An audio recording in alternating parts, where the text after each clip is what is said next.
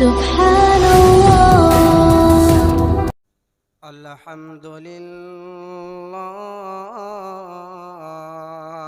الذي هدانا لهذا لولا أن هدانا الله عالم الغيب والشهادة هو الرحمن الرحيم هو الأول والآخر والظاهر والباطن وهو بكل شيء عليم. فقد قال الله تبارك وتعالى في كلامه المجيد والفرقان الحميد. أما بعد فأعوذ بالله من الشيطان الرجيم. بسم الله الرحمن الرحيم. أطيعوا الله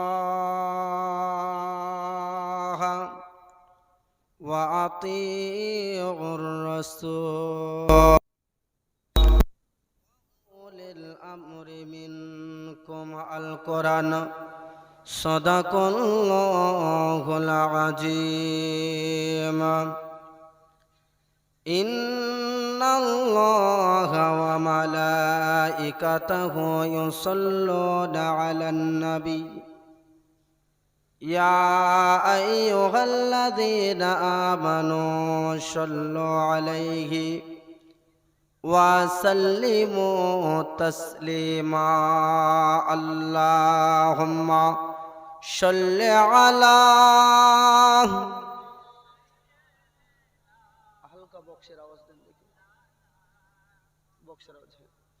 وعلى آل مولانا محمد صلى على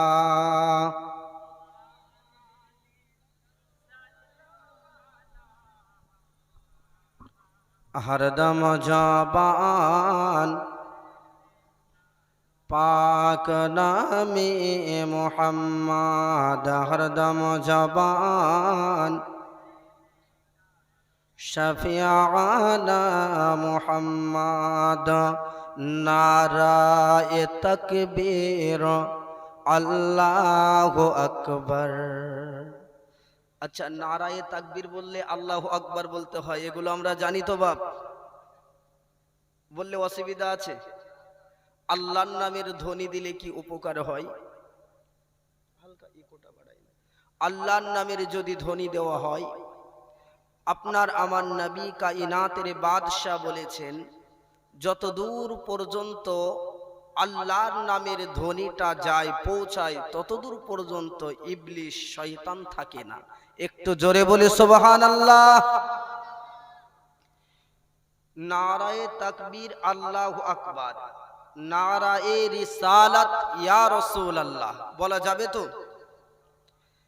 নারায়ে তাকবীর আল্লাহু আকবার, নারায়ে রিসালাত ইয়া রাসূলুল্লাহ।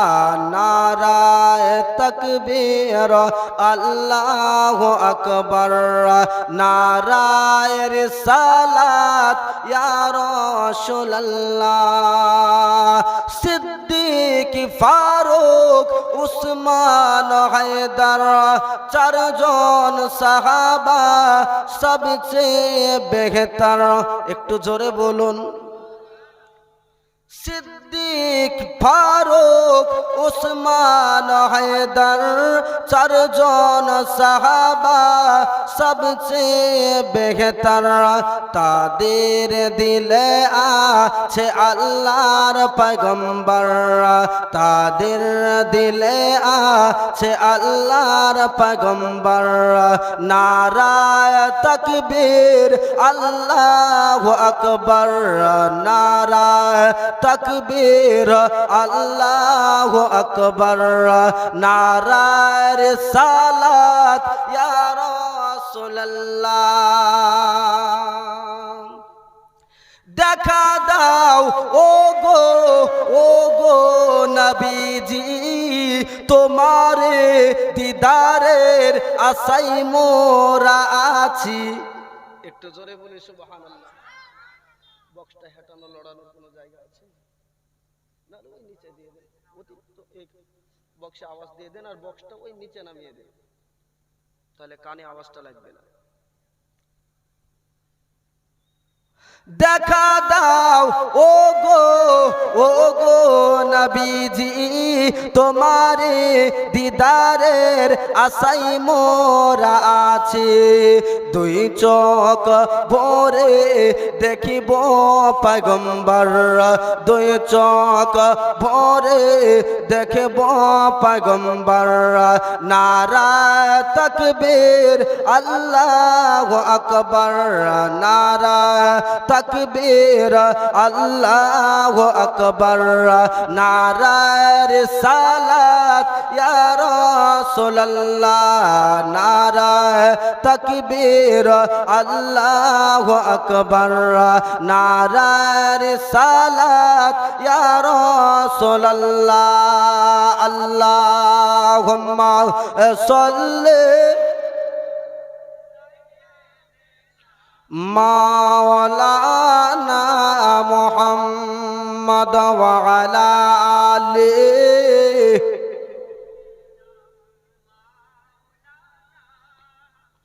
সাল্লু আলা মুহাম্মাদিন হরদম জবান সে নিকলো হরদম জবান শাফিয়ানা মুহাম্মদ সাল্লাল্লাহু তাআলা আলাইহি ওয়াসাল্লাম উপস্থিত ভদ্র সভায় সম্মানীয় মাননীয় বরণীয় এ সভার সভাপতি মহাশয় অতঃপর আলিমে দ্বীন ও শ্রোতাবৃন্দ পর্দানাসীন মা ও বোনেদের প্রতি ভাই বাবা জীবনদের প্রতি সকলের প্রতি আন্তরিক সালাম ও শুভেচ্ছা আসসালামু আলাইকুম ওয়া রাহমাতুল্লাহি ওয়া বারাকাতুহু আলহামদুলিল্লাহ সমস্ত তারিফ ও প্রশংসা গণকীর্তন গণভাজন গণচর্চা মহান রব্বে কায়নাত আল্লাহ পাকের জন্য নিবেদিত যিনি অব্যয় অক্ষয় অনাদি চিরন্তন রিজিকদাতা পালনকর্তা সৃষ্টিকর্তা যে মহান করুণাময় আল্লাহ পাক রব্বুল ইজ্জাত আমাদের সকলকে পবিত্র মিলাদ পবিত্র জলসা মাহফিলে এসে কিছু বলার এবং শ্রবণ করার তৌফিক ইনায়াত করেছেন সে আল্লাহ পাকের শুকরিয়া জ্ঞাপন করে এক বাক্যে উচ্চ স্বরে বলি আলহামদুলিল্লাহ অতঃপর শান্তির ধারা অগণিত দরুদ ও সালাম বর্ষিত হোক অর্পিত মদিনা কা তাজদার মক্কার সরদার আহমদে মুখতার খাতাম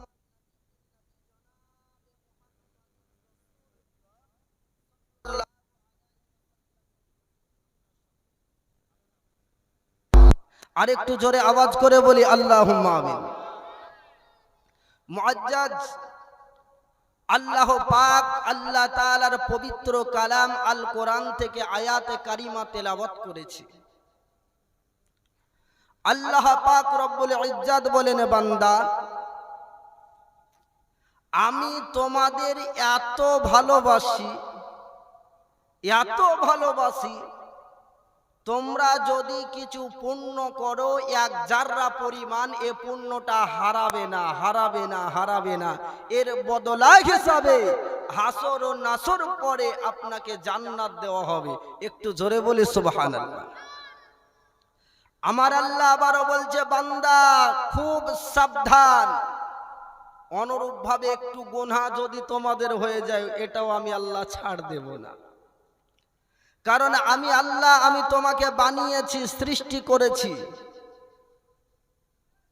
আমার আইনে, আমার হুকুমে তোমাকে চলতে হবে। বান্দাদের এভাবেই চলতে হবে, হবে কি হবে না? দেখবেন একটি বাচ্চা তার বাবা মাকে জিজ্ঞাসা করে, এ বাচ্চাটার বলি ফুটে না, বাবা শিখিয়ে দেয় এটা দাদু হয়, মা শিখিয়ে দেয় এটা নানা হয়, আর ওই বাচ্চাটা বাড়ির বাইরে যখন তখন বেরোতে পারে না, কারণ তাকে পিতামাতার আইন মেনে চলতে হয়। হয় কি হয় না? কারণ পিতামাতা তাকে জন্ম দিয়েছে, লালন ও পালন করছেন। আল্লাহ পাক, আল্লাহ তাআলা আমাদেরকে কত ভালোবাসে, কত দয়া করে।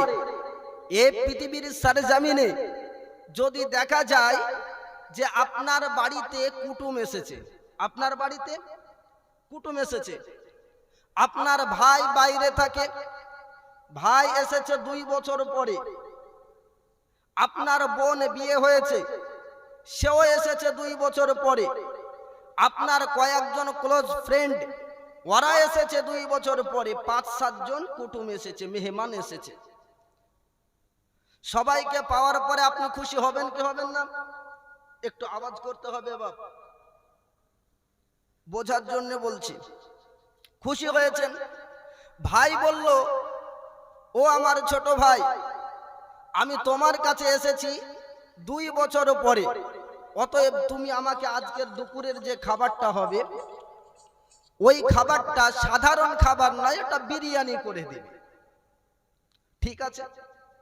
বোন বলল, ও আমার ভাই, আমি 2 বছর পরে এসেছি, আমাকে তুমি পোলাও করে দিবে।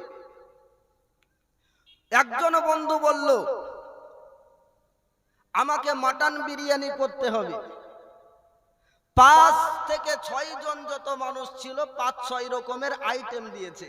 বাপ, আপনি একজন মানুষ নিজে তৈরি করে অত রকম খাবার খাওয়াতে পারবেন? 1 ঘন্টা সময়ের মধ্যে সম্ভব হবে? সম্ভব হবে না, অসম্ভব। এ রান্না করা যদি থাকে, কিনে এনে হলে সম্ভব হবে। কিন্তু আমার আল্লাহ পাক, আল্লাহ তাআলা বলছেন, হে আমার বান্দা বান্দিরা, আমি আল্লাহ পাক, আল্লাহ তাআলা তোমাদেরকে কত মোহাব্বত করি, আমি আল্লাহ তোমাদেরকে কত ভালোবাসি, আমি আল্লাহ তোমাদেরকে কত দয়া করি।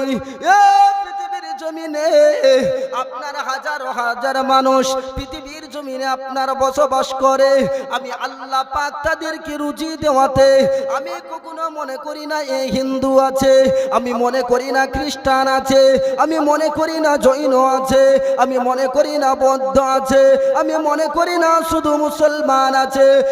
পৃথিবীর জমিনে আল্লাহ পাক, আল্লাহ তাআলা বলছেন, সরে দাও, বিসমিল্লাহির রহমানির রহিম, আল্লাহ পাকের নামে শুরু করেছি, যিনি পরম করুণাময় দয়ালু দাতা। আল্লাহ পাক বলছেন পরের আয়াতে, আলহামদুলিল্লাহি রাব্বিল আলামিন, আল্লাহ বলছেন সমগ্র জগতে, আল্লাহ পাক বলছেন যাহা কিছু আছে সকলের লালন ও পালন কর্তা হলাম আমি আল্লাহ। একটু জোরে বলুন সুবহানাল্লাহ। পৃথিবীর জমিনে মুমিন মুসলমান বলতে চাই, আমার আল্লাহ পাক কেমন লালন পালন করে রে বাবা।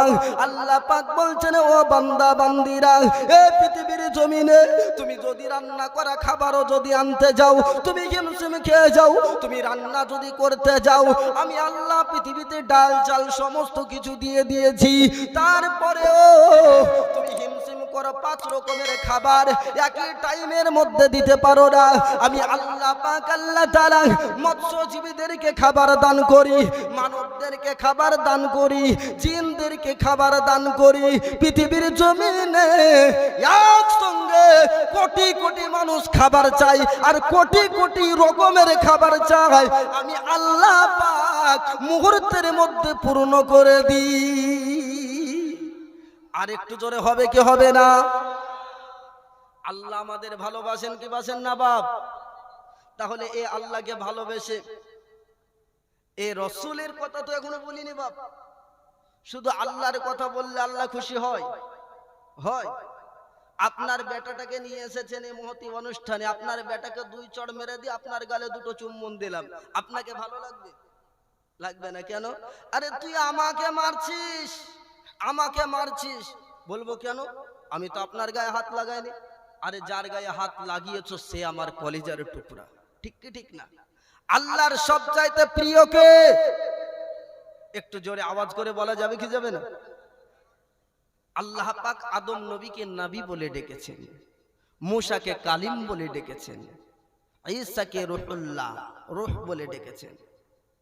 রুহুর চাইতে যেটা কাছে থাকে, কালবের সাথে যেটা মিশিয়ে থাকে। আপনি কি জানেন? অবশ্যই জানেন, পানির অপর নাম জীবন। পানির অপর নাম জীবন। আচ্ছা, পৃথিবীর যত পরীক্ষা নিরীক্ষা করার মেশিন আছে না কেন, সব মেশিনগুলোকে একত্রিত করে পানিটা জীবনটা আলাদা করে দেখান তো। পারা যাবে?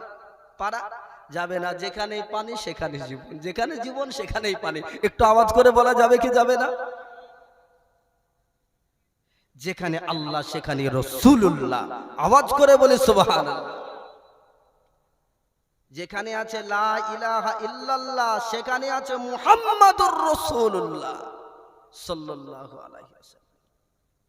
আল্লাহ বলছেন, ও বান্দা বান্দিরা, আমি আল্লাহ পাক আল্লাহ তাআলা তোমাদেরকে কত ভালোবাসি, কত মোহাব্বত করি।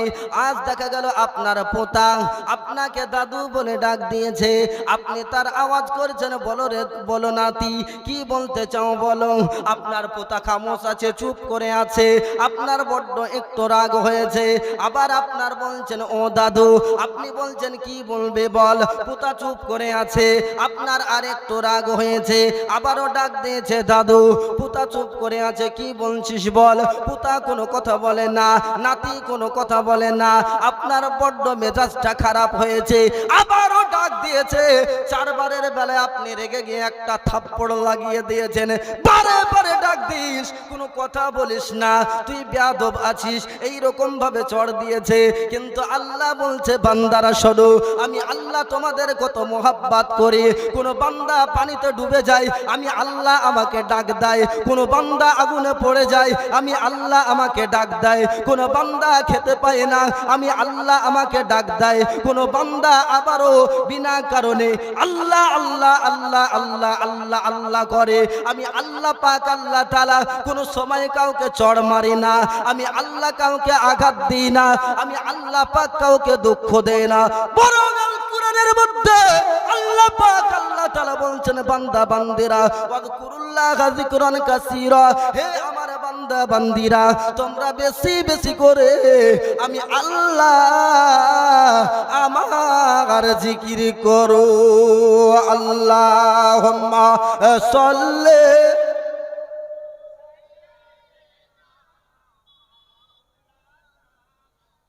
ওয়া আলা আলি মাওলানা মুহাম্মদ সাল্লাল্লাহু আলা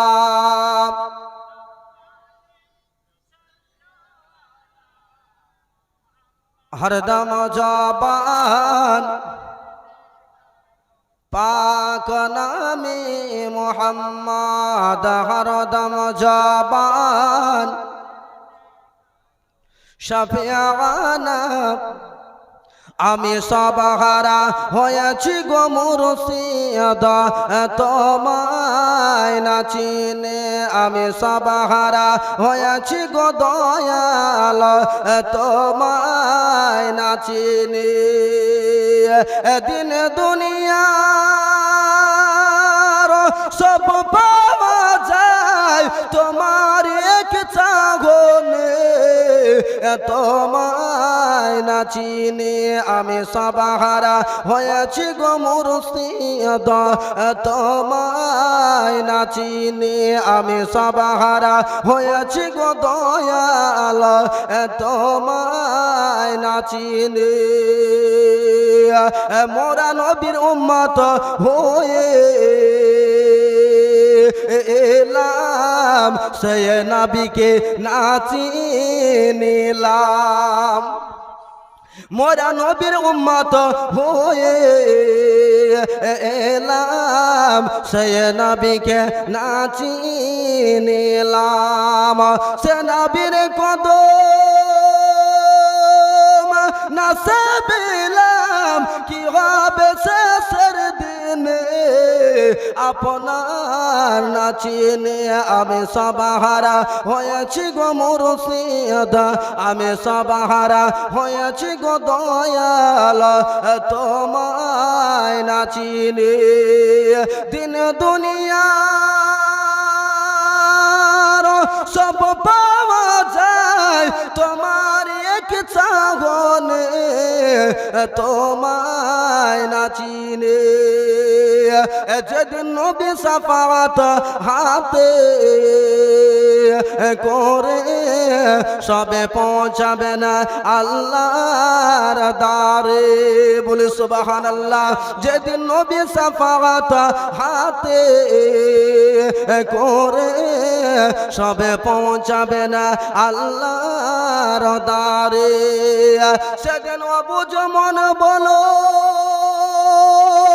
কিসের বলে সেদিন অবুঝ শুকুরুল্লাহ বলো কিসের বলে যাবে নবীর সামনে আপনার না চিনে আমি সবাহারা হয়েছি গো মুর্শিদ তোমায় না চিনে আমি সবাহারা হয়েছি গো দয়াল তোমায় না চিনে দিন দুনিয়ার সব পাওয়া যায় তোমার এক চাহনে তোমায় না চিনে আল্লাহুম্মা সাল্লি আলা মাওলানা মুহাম্মদ ওয়া আলা আলিহি সাইয়্যিদিনা মাওলানা মুহাম্মদ সাল্লাল্লাহু আলা মুহাম্মাদিন সাল্লাল্লাহু আলা মুহাম্মদ হরদম জবান পাক নামে মুহাম্মদ হরদম জবান से निकालो शफीअना मुहम्मद सल्लल्लाहु ताला अलैहि वसल्लम ও বাপ আপনারা আমাকে আজ প্রথম দেখছেন ঠিক কি ঠিক না হতে পারেন মোবাইল ইন্টারনেটের মাধ্যমে কখনো দেখেছেন ইউটিউবে হতে পারে কিন্তু চাক্ষুষভাবে সামনাসামনি ভাবে আজকেই প্রথম দেখছেন আচ্ছা আমি যে আমার বাড়ি থেকে এখানে এসেছি আসার জন্য আমাকে আগে জায়গাটাকে জানতে হয়েছে হয়েছে কি না বাপ আগে জানতে হয়েছে তারপরে এখানে পৌঁছাবার জন্য গাড়ি যিনি ড্রাইভ করছেন তাকে শক্তভাবে জানতে হয়েছে চিনতে হয়েছে সে চিনে জানে সে গাড়িটা ঠিকভাবে ড্রাইভ করেছে তাই আসতে পেরেছে ঠিক কি ঠিক না যদি ভুল ড্রাইভ হতো পৌঁছতে পারতাম পৌঁছানো সম্ভব হতো না কারণ একটি গাড়িতে যতগুলো প্যাসেঞ্জার থাকে সবার পৌঁছানোটা নির্ভর করে ড্রাইভারের উপর ঠিক কি ঠিক না ড্রাইভারের উপর ও বাপ আমরা যে জান্নাতে যাব জান্নাতের একটা রেলের দরকার আছে কি নাই হ্যাঁ জান্নাতের রেলের দরকার আছে না হলে আপনি জান্নাত কোথায় খুঁজতে যাবেন সেখানে পৌঁছতে গেলে কিছু মাধ্যম লাগে কিছু কর্ম লাগে কর্মটা কি আল্লাহর বিধান শরিয়াত আল্লাহর বিধান শরিয়াত এর কর্ম করা। রাস্তাটা কি হলো তরিকা, রাস্তাটা কি তরিকা, জানাটা হলো মারিফাত। একটু জোরে বলি, জানাটা হলো মারিফাত। এগুলো যদি ঠিক থাকে তাহলে আপনার মেন উদ্দেশ্য হাকিকাতান যেখানে যেতে চাইছেন সেখানে যেতে পারবেন, নচেত সম্ভব হবে না। হবে নাকি? আপনারা জানেন বালিশ্বরে ট্রেন দুর্ঘটনা হয়েছিল, হয়েছিল কি না? এতে যাত্রীদের ক্ষতি হয়েছে কি না? হয়ে গেছে। কারণ ড্রাইভারদের কিছু একটা ভুল ছিল, না হলে কেন এত বড় দুর্ঘটনা ঘটবে কেউ বুঝতে পারছে না। আল্লাহ পাক আল্লাহ তাআলা বলছেন, হে আমার বান্দা বান্দারা শোনো, এই পৃথিবীর জমিনে সমগ্র মানব বলে নয়, শুধু জিন বলে নয়, আপনার ইনসান বলে নয়, পরী বলে নয়, আপনার পৃথিবীর জমিনে আল্লাহ পাক যাহা কিছু বানিয়েছেন, আল্লাহ বলছেন বান্দা বান্দিরা সকলাই আমার নবীর ওসিলায় পার হয়ে যাবে, সকলাই আমার নবীর নামের ওসিলায় নাজাত পেয়ে যাবে। এ মানুষেরা আমার নবীর নামের ওসিলায় জান্নাত পেয়ে যাবে। শক্ত করে ওই তরিটাকে ধরতে হবে, শক্ত করে ওই রাস্তাটাকে ধরতে হবে। ও শক্ত করে যদি ধরে উনি এমন ড্রাইভ করবে একেবারে জান্নাত পর্যন্ত পৌঁছিয়ে দিবেন। বলুন সুবহানাল্লাহ। আল্লাহ পাক আল্লাহ তাআলা বলছেন, হে আমার বান্দা বান্দিরা আমার নবীকে তোমাদের জন্য দয়াশীল করে প্রেরণ করলাম, আমার নবীকে তোমাদের জন্য করুণা করে প্রেরণ করলাম, আমার নবীকে তোমাদের জন্য মায়াবী করে প্রেরণ করলাম। আল্লাহ বলছেন বান্দারা শোনো রে শোনো আমার বান্দারা, তোমরা শুধু আমার নবীকে নবী রূপে শুধু তোমরা পেয়েছো বলে নয়, শুধু গাছপালা তৃণলতারা পেয়েছে বলে নয়, আমি আল্লাহ আমার নবীকে সমগ্র জগতের রহমত করে পাঠালাম। আল কোরআন খুলে দেখো না, পবিত্র কোরআনের মধ্যে আমার আল্লাহ তাআলা বলেছেন, ওয়া মা আরসালনাকা ইল্লা রাহমাতাল লিল আলামিন। পৃথিবীর জমিনে আল্লাহ পাক আল্লাহ তাআলা বলছেন, হে আমার বান্দা বান্দিরা যদি তোমরা কামিয়াবি যদি হও, যদি তোমরা ঈমানদার যদি হও, তাহলে আমি আল্লাহ পাক নবীকে রহমত করে বানিয়েছি, আমি আল্লাহ নবীকে রহমত করে সমগ্র জগতের জন্য প্রেরণ করেছি। এটাকে তোমরা মেনে নাও, এটা তোমাদের মানতে হবে। আর কি তোমাদের করতে হবে? আল্লাহ বলে বান্দা ও বান্দারে শোনো শোনো, যদি তোমরা আমি আল্লাহ আমাকে ভালোবাসতে চাও, যদি তোমরা আমি আল্লাহ আমাকে যদি তোমরা পেতে চাও, যদি আমি আল্লাহ যদি তোমরা আমার নৈকট্য লাভ করতে চাও, তাহলে শোনো শোনো, আমি আল্লাহ আমাকে পেতে হলে খুশি করতে হলে কি করতে হবে? আল্লাহ বলছেন বান্দারে আতিউল্লাহ, আমি আল্লাহ আমার ইতাআত করো, ওয়া আতিউর রাসূল, আমার রাসূলুল্লাহর ইতাআত করো। একটু জোরে বলুন সুবহানাল্লাহ। এই পৃথিবীর জমিনে আল্লাহ পাক বলছেন বান্দা শোনো, তোমাদের কাছে নবীকে এমন করে প্রেরণ করেছি, তোমাদের কাছে নবীকে এমন করে পাঠিয়ে দিয়েছি। শোনো, কেউ যদি আমার নবীকে যদি আপনার ফলো করে, ওই ব্যক্তিটা নৈরাশ হয়ে যাবে না, ওই ব্যক্তিটা আপনার পথ হারা হবে না, ওই ব্যক্তিটা গোমরা হয়ে যাবে না, ওই ব্যক্তিটা আপনার পথ পাবে। যে যত নবীকে ভালোবাসবে সে তত আমার আল্লাহর নৈকট্য পাবে। জোরে সুরে বলুন সুবহানাল্লাহ। আপনি যত ভালোবাসবেন নবীকে তত আপনি আল্লাহকে পাবেন, আল্লাহকে বুঝতে পারবেন, জানতে পারবেন। জান্নাত আছে না নাই? এই খবরটা কে দিয়েছে? রাসূলুল্লাহ দিয়েছে। জাহান্নাম আছে, খবরটা কে দিয়েছে? রাসূল দিয়েছে। মানতে পারলে জান্নাতি, না মানতে পারলে জাহান্নামী। ঠিক কি ঠিক না বাবা? এগুলো বোঝার দরকার আছে। আমার রাসূলকে এমন মডেল করে আল্লাহ পাক বানিয়েছে পৃথিবীর জমিনে। আমার রাসূল সাল্লাল্লাহু আলাইহি ওয়াসাল্লাম হলো সবথেকে বড় ধরনের মডেল। আমরা মনে করেছি জিন্স প্যান্ট পরা মডেল বলে, ওটা মডেল না। আমার রাসূল যেটা করে দিয়েছেন আপনার পায়জামা বর্তমান, এটা মডেল। জুব্বা, বড় জামা, এগুলো হচ্ছে মডেল। যদি বলবেন মাওলানা এটা কেমন করে সম্ভব হয়, দেখবেন বিশেষ করে যারা রসুলের সুন্নাতের ওপরে চলে, এক জায়গায় এখানে 100 মানুষ যদি থাকে, 100 মানুষের মধ্যে একজন যদি নামাজি লোক থাকে, ওই মানুষটার দিকে অটোমেটিক সকলের করুণা হয়, দয়া হয়। হয় কি হয় না? হয় না? আমি কন্ট্রোলে গিয়েছিলাম, কন্ট্রোল গতকালকে। তো কন্ট্রোলে রেশনে আমি লাইনে দাঁড়াতে গেলাম, তো অনেকে বললো মৌলভী সাহেব আছে, একে লাইন না এমনি দিয়ে দাও। তা আমি যে মৌলানা সাহেব আমাকে চিনলো কেমন করে? রসুলের সুন্নাত। একটু জোরে বলি সুবহানাল্লাহ। আল্লাহ পৃথিবীতে যদি ছাড় দেয় রসুলের সুন্নাতের জন্য, আখিরাতে ছাড় দিতে পারে কি পারে না? বাপ পারে না? আমার নবী বলেছেন, কেউ যদি আমার একটি সুন্নাতকে জীবিত রাখে, মানে আমলে পরিণত করতে পারে, অভ্যাসে, রসুল বলেছেন ওর বদলাতে জান্নাতি। জোরে বলুন সুবহানাল্লাহ। এই রসুলকে আমরা পেয়েছি, এই নবীকে আমরা পেয়েছি বাপ। তাহলে এই নবীর কদর করতে হবে কি হবে না? আল্লাহ পাক আল্লাহ তাআলা বলেন, ও আমার বান্দা বান্দেরা, আমি আল্লাহ পাক আমার নবীকে কত ভালোবাসি, আমি আল্লাহ পাক আমার নবীকে কত মহব্বত করি। এ পৃথিবীর জমিনে আমার আল্লাহ পাক আপনার আমার নবীকে পৃথিবীর ধরতিতে আপনার প্রেরণ করে দেবে না। রাত্রি বলছেন, ও গো আল্লাহ পাক আল্লাহ তাআলা, আমি রাত আমার বুকে আমার নবীকে প্রেরণ করো। আল্লাহ বলছেন, ও রাত্রে বল কেন তোর বুকে নবী মুস্তাফাকে প্রেরণ করব?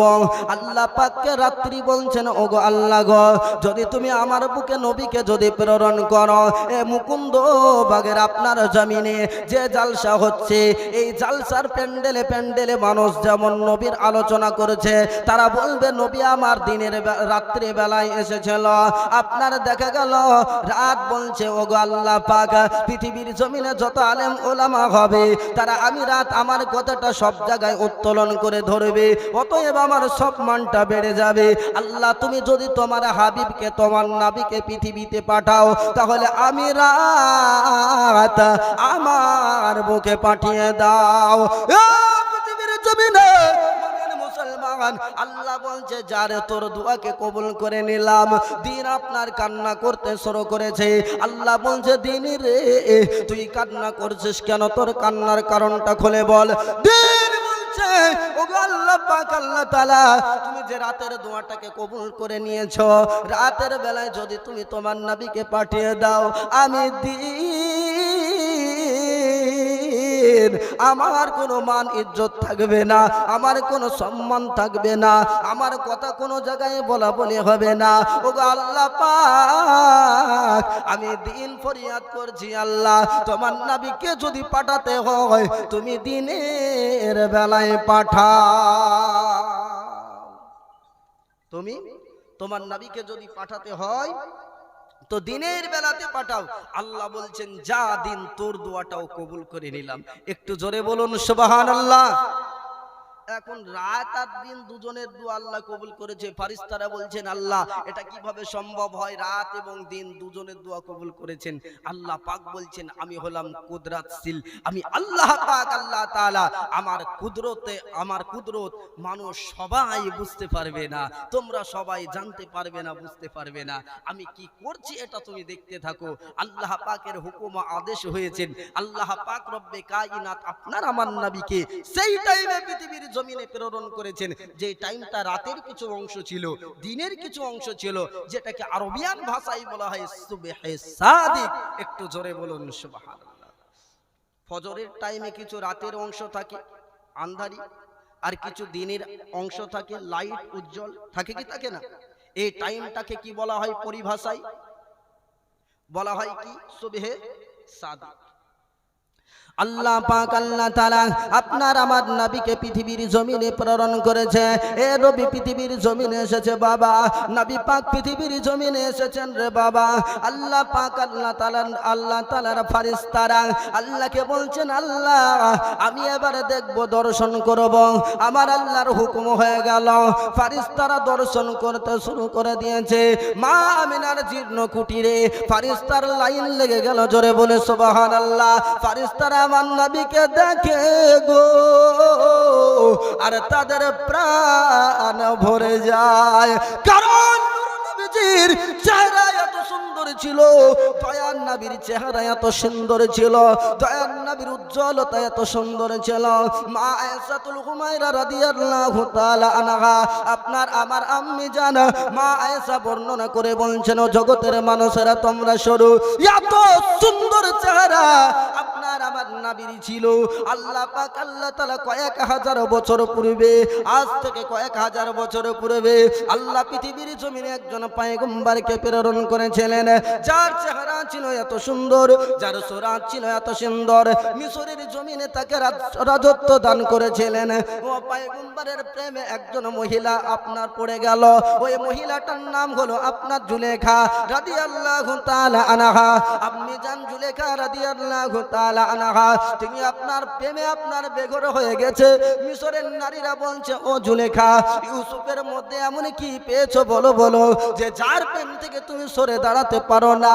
জুলেখা বলছে, ও আমার বান্ধবীরা, ও আমার বান্ধবীরা রে, শোনো শোনো, তোমরা যদি আমার ইউসুফকে একবার দেখে নাও, তাহলে আল্লাহর কসম করে বলি তোমাদের চোখ ফিরাতে পারবে না। একটু জোরে সুরে বলুন সুবহানাল্লাহ।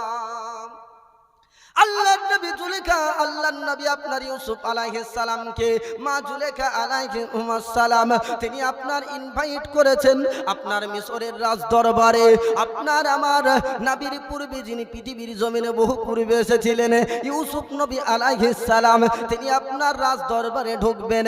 এমনটা সময় আপনার কি করেছিলেন জুলেখা, কয়েকটা আপেল, কেউ বলেছিল আপেল, আবার কেউ বলেছিল লেবু, এইরকম আপেল অথবা লেবু তাদের হাতে ধরিয়ে দিয়েছিল, একটি করে চাকু দিয়ে দিয়েছিল। আর জুলেখা বলেছিল, শোনো শোনো, আমি জুলেখা যখন তোমাদের হুকুম করব, আমি জুলেখা যখন তোমাদের অর্ডার করব, সঙ্গে সঙ্গে কাটতে শুরু করে দিবে।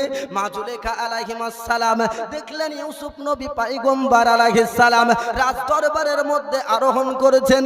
মা জুলেখা আলাইহিস সালাম দেখছেন, তার বান্ধবীরা জানো আপনার তাকিয়ে আছে ইউসুফ নবীর দিকে। এবার হুকুম জারি করে দিল, তোমরা লেবুগুলোকে কাটতে শুরু করে দাও। তারা লেবু কাটে গো।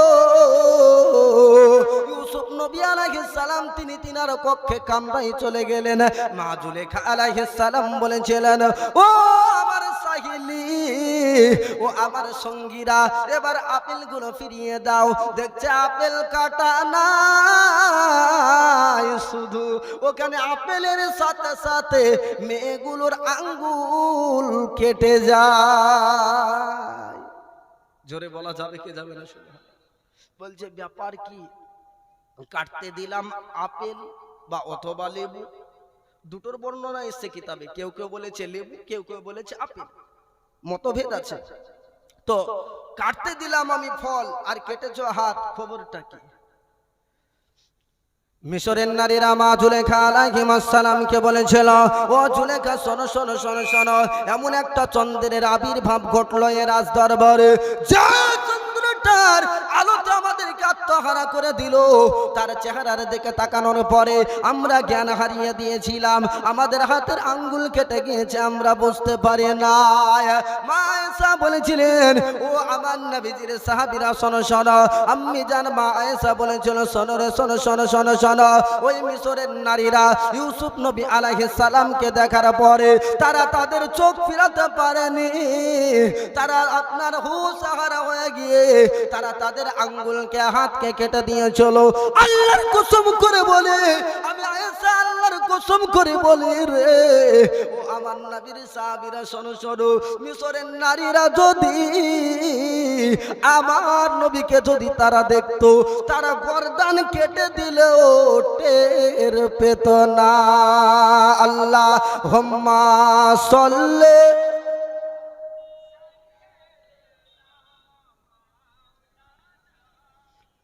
ওয়া আলা আলি সাইয়্যিদিনা সাল্লাল্লাহু আলা মুহাম্মাদ।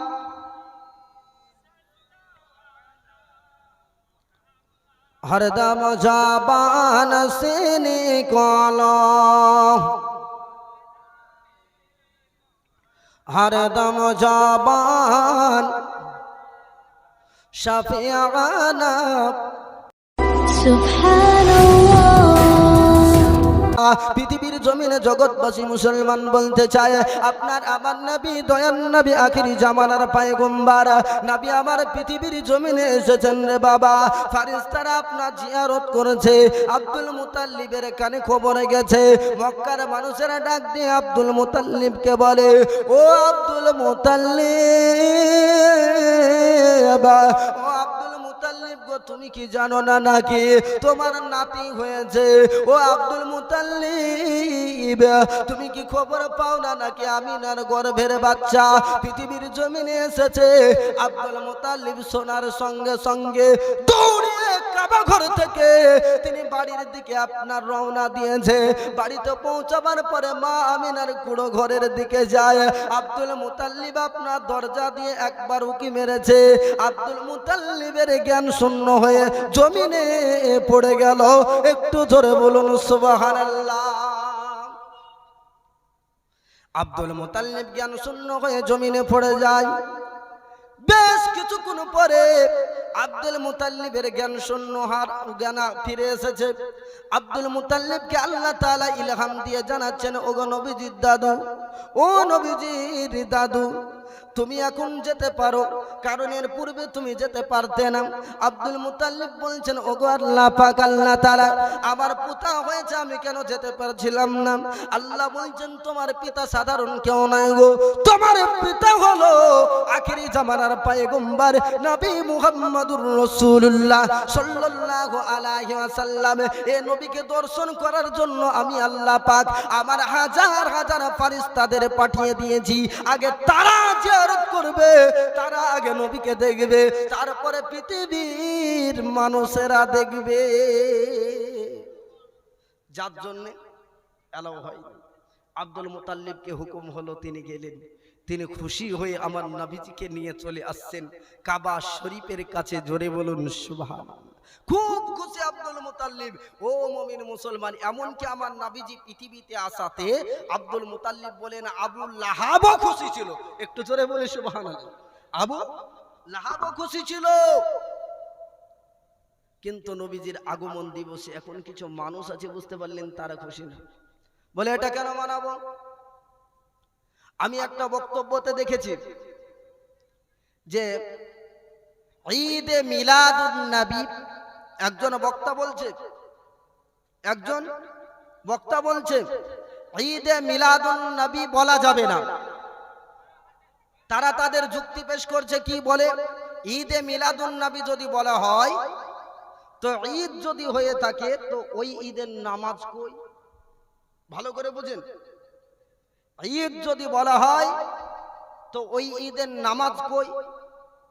নামাজ ব্যতীত ঈদ কেমন করে হয়? আর যদি আবারও বলি ঈদে মিলাদুন নবী, তো ঈদ বলছি, তো ওই ঈদের ঈদগাহ কই? ঈদে মিলাদুন নবী কেমন করে বলবো? আমি বলবো বক্তার ধারণা নাই নামাজ কাকে বলা হয় আর ঈদ কাকে বলা হয়। এর ধারণা, এর নলেজের মধ্যে নয়। এ আহলে হাদিসের কিছু আপনার পুঁথি কিন্তু বাংলা কিতাব পড়ার পরে ফিতনার সৃষ্টি করছে। নাম হলো যার মুমতাজুল, বলছে ঈদে মিলাদুন নবী বলা যাবে না। যদি বলি তো ঈদ হলে ঈদের যাই নামাজ, ঈদগাহটা কোথায়, নামাজটা কোথায় হয়? আচ্ছা বলেন তো, নামাজে জানাজা বলা হয় কি হয় না? কায়দা পড়েছেন তো, পড়েননি? আচ্ছা ও নামাজে সেজদা কই? তুমি বলো জানাজার নামাজকে নামাজ কেন বলা হয়? যেখানে রুকু নাই, যেখানে সিজদা নাই, যেখানে আত্তাহিয়াত নাই। আত্তাহিয়াত ছাড়া নামাজ হয়? তাহলে বোকা আছে, ঈদ কাকে বলে আর নামাজ কাকে বলে বুঝলো না। ঈদ কাকে বলে, নামাজ কাকে বলে বুঝলো না। এ মুমিন মুসলমান, অজুহাত মানুষের কটা হাত জানেন? 3টে হাত। এক হলো ডান হাত, বাম হাত আর অজুহাত। ও পালন করবে না যদি অজুহাত দেখায় আপনার কিছু করার আছে, বুঝাতে পারলে হালের বলদ ছেড়ে দেব। বিবি বলছে ব্যাপার কি রে, হালের বলদ ছেড়ে দিবি তো হাল চাষ করবে কি দিয়ে? তো বলছে পাগলি আমাকে বুঝাতে পারবে কি করে, আমি বুঝলেই তো বুঝাবে, আমি বুঝলেই তো বুঝাবে। আজ থেকে 1450 বছর আগেও রাসূলুল্লাহ আসার খুশি পালন হয়েছে, জোরে বলুন সুবহানাল্লাহ। এখনো হচ্ছে, কিয়ামত পর্যন্ত হবে। ইমানদারদেরকে আটকিয়ে রাখা বড় মুশকিল আছে, একটু জোরে বলি সুবহানাল্লাহ। আপনার আমার নবী কায়নাতের বাদশা পৃথিবীর জমিনে এসেছে। আল্লাহ পাক আল্লাহ তাআলা জান্নাতকে সাজিয়েছিলেন। আল্লাহ পাক আল্লাহ তাআলা ফেরেশতাদেরকে আল্লাহ তাআলা দেখার সুযোগ করে দিয়েছিলেন। এই আমার নবীকে পাওয়ার পরে আপনার আব্দুল মুতাল্লিব বড্ড খুশি হয়ে গেছে। আব্দুল মুতাল্লিব আপনার আমার নবীকে কোলে করে নিয়ে আপনার কাবা শরীফের চত্বরে চলে এসেছে। বাবা সেখানে আসার পরে আল্লাহ পাককে বলছেন, ও আল্লাহ পাক আল্লাহ তাআলা, আমার আজকে পুতা হয়েছে, আমার নাতিটাকে পেয়ে আমি বড় ধন্য হয়ে গেছি। বলে আল্লাহ আমার নাতির জন্য কোনো সমস্যা না হতে দিই, এই দিকটাকে তুমি ভালো করে আমাদেরকে এনায়াত করো গো আল্লাহ তাআলা। ও গো আল্লাহ তুমি আমাদেরকে ক্ষমতা দাও, এ আমাদের নাতিটাকে ভালো করে যেন বড় করতে পারি। আল্লাহ পাক আল্লাহ তাআলা আপনার আমার নবী সাল্লাল্লাহু আলাইহি ওয়াসাল্লামকে কমপ্লিট নবী করে পাঠিয়েছেন, আনকমপ্লিট না রে বাবা। আনকমপ্লিট কাকে বলা হয়? যার মধ্যে কমপ্লিটের কিছু জ্ঞান বাকি থাকে, আর যার মধ্যে কমপ্লিট জ্ঞান থাকে ওটাকে আপনার কমপ্লিট বলা হয়, ওর পরে আর কোনো জ্ঞানের দরকার হয় না। আল্লাহ বলছেন পৃথিবীর মানুষেরা শোনো শোনো, আমি আমার নবীকে এত জ্ঞান দিয়ে পৃথিবীর জমিনে প্রেরণ করেছি, এত জ্ঞান দিয়ে পৃথিবীতে পাঠিয়েছি, যেই জ্ঞান কোনো সাহিত্যিককে দান করি না, কোনো কবিকে দান করি না। পৃথিবীর বুকে আমি আল্লাহ ওই জ্ঞান কোনো কাউকে দান করি না। আমি আল্লাহ আমার নবীকে যা দান করেছি, কোথায় লেখা আছে? পবিত্র কোরআন খুলে দেখুন। আল্লাহ পাক বলছেন, হে নবী গো, আপনাকে মা কানা ও মা ইয়াকুনের সংবাদদাতা করে পৃথিবীর জমিনে পাঠালাম। একটু জোরে বলুন সুবহানাল্লাহ। আল্লাহ বলছেন, হে আমার বান্দা বান্দিরা, তোমরা কোরআনটাকে ফলো করো। কোরআনের কোন জায়গা ফলো করব? আল্লাহ পাক আল্লাহ তাআলা বলছেন, হে আমার বান্দা বান্দিরা, পবিত্র কোরআন পারা নাম্বার 27 সূরার নাম সূরাতুর রহমান। আল্লাহ পাক আল্লাহ তাআলা বলছেন আর রহমান, রহমান হলো আল্লাহর নাম। আল্লাহ বলছেন আমি দয়ালু দাতা, আল্লামাল কুরআন, আমার নবীকে কোরআনের শিক্ষা দিয়েছি। একটু জোরে বলুন সুবহানাল্লাহ। আল্লামাহুল বায়ান, আমি আল্লাহ তাআলা তাকে বায়ানের শিক্ষা দিয়েছি। বায়ান কাকে বলা হয়? কোরআন কাকে বলা হয়? তাফসীর উঠিয়ে দেখুন। আল্লাহ পাক আল্লাহ তাআলা আমার নবীকে কত জ্ঞান দান করেছিল। আপনি যদি বলেন মাওলানা আপনার আরব কান্ট্রির কথা কোরআনে আছে কি নাই? আল্লাহ পাক আল্লাহ তাআলা এমন কোরআন আমাদেরকে দান করেছেন, এই কোরআনের মধ্যে আপনার আটলান্টিক মহাসাগরের কথা লেখা আছে, এই কোরআনের মধ্যে পাকিস্তানের কথা লেখা আছে, এই কোরআনের মধ্যে দুনিয়ার কথা লেখা আছে, এই কোরআনের মধ্যে পানির কথা লেখা আছে, কোরআনের মধ্যে আগুনের কথা লেখা আছে, কোরআনের মধ্যে আসমানের কথা লেখা আছে, কোরআনের মধ্যে জমিনের কথা লেখা আছে, কোরআনের মধ্যে জান্নাতের কথা লেখা আছে, কোরআনের মধ্যে লৌহে কালামের কথা লেখা আছে, কোরআনের মধ্যে লৌহে মাহফুজের কথা লেখা আছে, কোরআনের মধ্যে আরশের কথা লেখা আছে, কোরআনের মধ্যে ফারসের কথা লেখা আছে, কোরআনের মধ্যে আপনার জমিনের দিকে যদি আপনি তাকান, পাহাড়ের কথা কোরআনে লেখা আছে, নদীর কথা কোরআনে লেখা আছে, গাছের কথা কোরআনের মধ্যে লেখা আছে। আল্লাহ বলছেন, হে আমার বান্দা বান্দিরা, আমি আল্লাহ পাক আল্লাহ তাআলা এত দয়া আমার নবীকে করেছি, এ কোরআনের শিক্ষা দান করেছি। যা কিছু জ্ঞান পেয়ে বিজ্ঞান আপনার হেলিকপ্টার বানালো, বিজ্ঞান জাহাজ বানালো, বিজ্ঞান মোবাইল বানালো, বিজ্ঞান আপনার মাইক্রোফোন বানালো, এই জ্ঞানগুলো কোথায় পেল গো? তারা কোরআনটাকে নিখার করেছিল। একটু ধরে বলুন সুবহানাল্লাহ। নারে তাকবীর, নারে তাকবীর, নারে রিসালাত, নারে রিসালাত। মাসলাকে আলা হযরত কারি মাওলানা মোহাম্মদ শুকুরুল্লাহ রিজভী সাহেব, জলসা কমিটি, নারে তাকবীর, নারে রিসালাত। জমিনে মুমিন মুসলমান আল্লাহ পাক আমার নবীকে কেমন জ্ঞান দিয়েছিল। কেউ বলছে নবী ইলমে গায়েব জানে না, নবী ইলমে গায়েব জানে না। ইলমে গায়েবের কথা কোরআনে আছে কি নাই?